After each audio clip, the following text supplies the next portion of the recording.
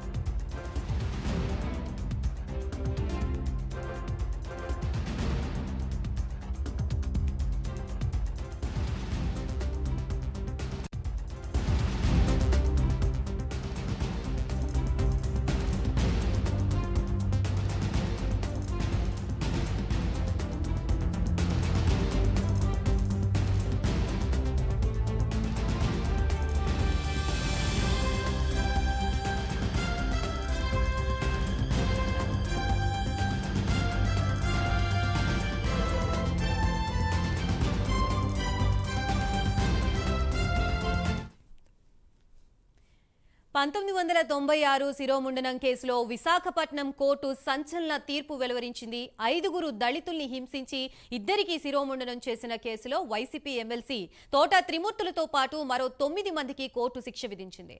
1996 December 29న ప్రస్తుత కోనసీమ జిల్లా రామచంద్రపురం మండలం వెంకటాయపాలెంలో ఈ ఘటన చోటు చేసుకుంది. 28 ఏళ్ల పాటు ఈ కేసు విచారణ కొనసాగగా 148 సార్లు వాయిదా పడింది.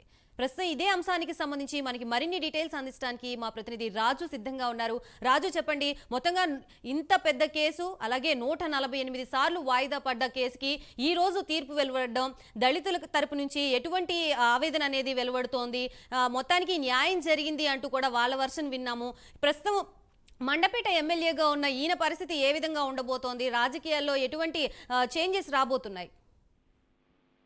దానికి ఎమ్మెల్యే చూసుకుంటే ఒక రాజకీయాల్లో పెను సంచలనంగా ఈ తీర్పు మారబోతుంది అని చెప్పుకోవచ్చు. ఎందుకంటే ఒకవైపు ఎన్నికల వేడి రాజుకుంటుంది, మొత్తం దగ్గరలో ఎన్నికలు కూడా ఉన్నాయి. దీనికి సంబంధించి అభ్యర్థులందరూ కూడా తమ గెలుపుల పైన దృష్టి సారించిన పరిస్థితి. కానీ ఏదైతే తోట త్రిమూర్తులకు సంబంధించిన కేసు ఉందో ఇప్పటి వరకు వైజాగ్ కోర్టులో దాదాపుగా 102 సార్లు కూడా ట్రయల్ జరగడం జరిగింది. 108వ కూడా దాని బెంచ్ మీదకి వచ్చిన తర్వాత ఈ రోజు ఒక సంచలనమైన తీర్పు అయితే ఇవ్వడం జరిగింది. ఈ తీర్పుకు సంబంధించినంత వరకు ఎవరైతే బాధితులు ఉన్నారో మొత్తం శిరోముండనం చేసి వాళ్ళందరినీ కూడా ఇబ్బందులు పాలు చేసి వాళ్ళకి సమాజంలో పరువు తీయడమే కాకుండా చాలా మంది కూడా చనిపోవడానికి కారణం అయ్యారు అంటూ కూడా వాళ్ళ బాధితులైతే ఆరోపణ చేయడం జరిగింది. అయితే మొత్తం పూర్తి స్థాయిలో కూడా మొత్తం న్యాయస్థానం అన్నింటిని పరిశీలించింది. ఇప్పుడు వరకు గతం నుంచి కూడా ఇప్పటి వరకు ఏం జరిగింది, ఆ కేసు యొక్క పూర్వపారాలు ఏంటి, మొత్తాన్ని కూడా తీసుకోవడం జరిగింది. తీసుకున్న తర్వాత ఈ రోజైతే ఒక సంచలనమైన తీర్పు అయితే విశాఖ కోర్టు ఇచ్చిందని చెప్పుకోవచ్చు. ఈ కోర్టు తీర్పునైతే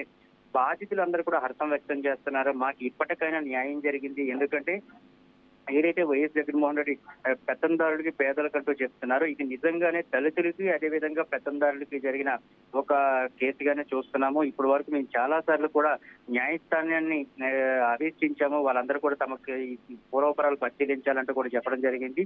మొత్తం 9 మందిపై కూడా ఇప్పుడు ఏదైతే తోట త్రిమూర్తులతో పాటు 9 మందిపై కూడా కేసు నమోదవడం జరిగింది. తోట త్రిమూర్తులు కూడా జైలు శిక్ష పడింది. అదేవిధంగా 2 లక్షల వరకు కూడా జరిమానా కట్టాలని కూడా చెప్పడం జరిగింది.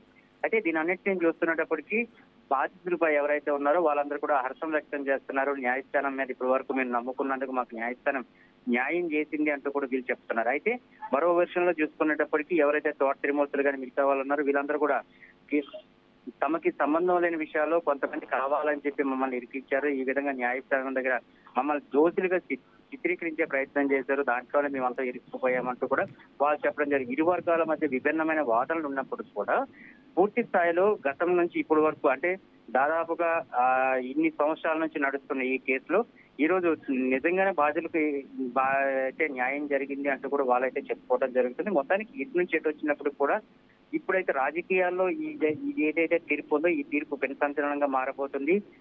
ఎవరైతే పెండింగ్ కేసులు ఉన్నాయో వాళ్ళకు కూడా సేమ్ ఇదే కేసుని ఇదే బెంచ్ మీద ఉన్న తీర్పుని ఆచరణగా చూపించి వారన్నిటి కూడా మళ్ళీ కేసులు కానీ పడితే తీర్పులు కానీ వస్తే చాలా మంది కూడా ఈ మధ్యన శిక్ష అనుభవించే పరిస్థితి కనబడుతుంది కనుక మొత్తానికి ఏది ఏం జరగబోతుంది, అసలు ఎన్నికలు సమీపిస్తున్న వేళ ఇటువంటి తీర్పులు వెలువడడం వల్ల చాలా వరకు అభ్యర్థులు కావచ్చు, లేకపోతే అభ్యర్థుల పక్కన ఎవరైతే సహచరులు ఉంటారో వీళ్ళకి కావచ్చు, వీళ్ళందరూ కూడా చాలా వరకు కూడా ఇబ్బందులు పడే అవకాశాలు కనిపిస్తున్నాయి. మొత్తానికి ఏది ఏమైనా ఇప్పుడు కూడా బాధితులకు అయితే న్యాయం జరిగిందంటున్నారు, అటువైపు అయితే వాళ్ళకి అన్యాయం జరిగిందంటున్నారు.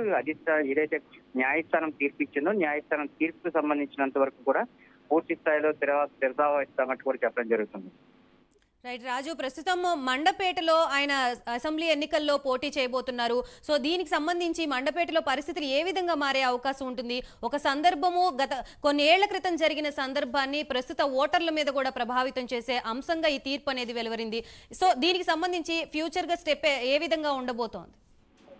అంటే ఒకటి ఇక్కడ జరిగిన దాంట్లో ఈ రోజు న్యాయస్థానం ఏదైతే తీర్పిచ్చిన దాంట్లో రెండు విషయాలు చాలా స్పష్టంగా చెప్పడం జరిగింది. ఒకటి జైలు శిక్ష, అదే విధంగా రెండు వాళ్ళకి కట్టాల్సిన పెనాల్టీ, రెండింటిని కూడా చేయాలని చెప్తున్నారు. అయితే దానికి సంబంధించిన ఎవరైతే తోట త్రిమూర్తులు ఉన్నారో ఈయనకి సంబంధించినంత వరకు లాయర్ అయితే హైకోర్టును కూడా ఆశ్రయిస్తాము, ఎందుకంటే పోటీలో ఉన్నప్పుడు అభ్యర్థి పోటీలో ఉండేటప్పుడు దీంట్లో ఉండేటప్పుడు దీనికి సంబంధించినంత వరకు పూర్తి స్థాయిలో కూడా కోర్టులు కూడా పరిగణించాలని చెప్తున్నారు. అంటే కోర్టులకు సంబంధించినంత వరకు కూడా న్యాయస్థానాలు చెప్పిన విషయం ఏంటంటే ప్రజా తీర్పు వెలువడిన తర్వాత ఏదైనా సరే మార్పులు చేర్పులు ఉంటాయేమో తప్పితే ముందస్తుగా కూడా ఎటువంటి కూడా చేర్పులు ఉండవు. ఎందుకంటే వన్స్ తీర్పు వెలువడిన తర్వాత పూర్తి స్థాయిలో కూడా